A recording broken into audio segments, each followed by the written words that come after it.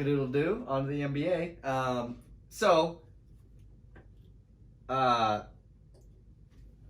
What we are going to discuss with the Olympics, which to touch a little bit on with the NBA. So with the Olympics, the men's Olympic basketball team, all right, basically they lost 2 of their 3 expedition games. They go into their pool play games, and then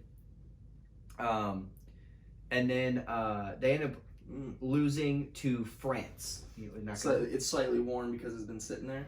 Oh. And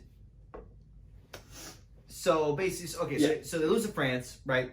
Evan Fournier and Rudy Gobert. There's Okay. there's so many good basketball players out there Do now. you feel like that the media is overreacting? Yes. Do they get a pass due to a COVID timeline? And No. should they be this dominant? Like, should they be that dominant? Okay. Go. Well, the NBA, the amount of International players in the NBA is growing every year exponentially. unbelievably more. Canada, by the way, if they did have a lot of their players that could play, right now there are so many young Canadian players. In the next Olympics, Canada could be a powerhouse of a basketball team. There's no okay, this is gonna sound whatever like a hot take, but the dream team, I don't know for a fact. Like, I have not looked it up, but I could imagine. Now, this was in Michael Jordan, so Michael Jordan started the basketball craze and other areas, but it still wouldn't have developed to because the NBA did a lot to market themselves to Japan and yes. Then all of a sudden you started you saw more and more European players. Now there were some, right? The one guy who took the shot over Scottie Pippen, Tony Kukoc. Yeah, Kukoc. Yes. Yeah. Not saying that was not there. And but the dream team was an amazing team. Yao I just Ming, think if Tony you could, Parker, Manu Ginobili, Yeah. Lucas Scola, the Gasol brothers, it started to grow. That's late '90s, early 2000s, Yeah. which was a sense of that dream team effect for those dream players. team, probably the greatest basketball team of all time. I'm just saying now when you look at, and also this isn't the U.S. basketball team now isn't the collective best American basketball. LeBron's not on the team. No, Steph Curry's not on the Steph team. Curry's not it's not the collective best. Kawhi Leonard's players. not on the team. Is he Canadian? No, Kawhi Leonard's not Canadian. Okay, he just played for Toronto. That's what I associated that with. But it's just not the collective best, and I think that in other countries it is the collective best. By the way, the MVP of the league is Serbian, and Luka Doncic is Slovenian. And he literally Giannis is Greek. So it's Greek. Yeah, Greek. Right, yes. Greek. He's Greece. He's Greece. He is just He is Greece. But those players, those top players, they wouldn't play for the U.S. They play for their own country. So yeah, and I also do think that one thing that should be put into a factor is the timeline you have to play with. You have now nothing to take away from Draymond Green, but Draymond Green or is JaVale McGee.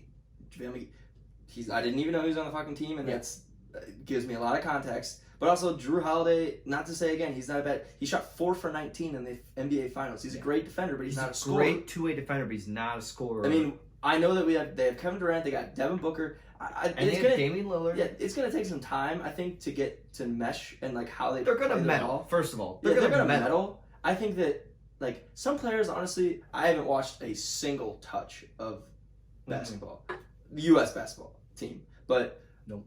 I'm assuming players are just gonna have to figure out their role. Hey, what is my role on this team?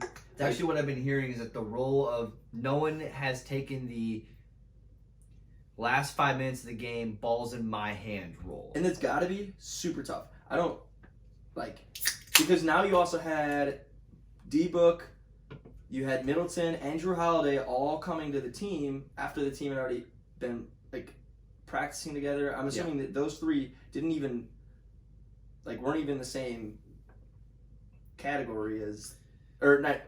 They weren't associated at all with the basketball team because they were focusing on the finals. Correct. So as soon as that ends, now they're with the team. Now there's 3 more players that you got to get in the ebb and the flow of things. You can be the best players in the world. You can be all the best, even the Pro Bowl for football. You can be all the best players put together in the world. You still need to practice, get your rhythm down, and understand how the other people like to play. You can play against them, but if you're on my same team, there's a different dynamic there, and that's definitely what they got to learn. And a lot of these international teams they play with, some of the players on the team have been playing for a lot longer than the U.S. team because they play in the NBA, obviously. So,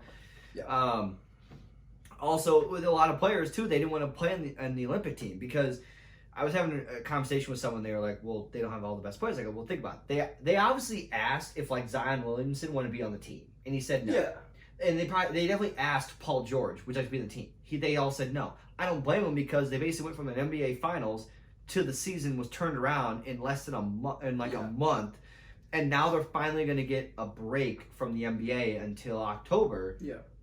I don't blame those guys for being like, dude, I'm not playing. Dude, I want to take a rest. We've just been playing basketball for what was almost like whatever month straight. Yeah. I want to rest. So that's and for some of them, I feel like especially for Zion, he's like when you said his name, he's going to have another opportunity to get gold. Oh, 100%. He'll be able to go play in 4 years from now when he's 23. 8 years. He'll be just like it's not for him. It's like I've got plenty of time to be able to go do this, so I'm not too concerned about it. But I mean, if I was him, I think I would love that opportunity. Yeah. But basically, you and I in the consensus of people are overreacting a little bit. Yeah. Oh yeah. Yeah. Obviously, there's good basketball being played all around the world, and 1,000%.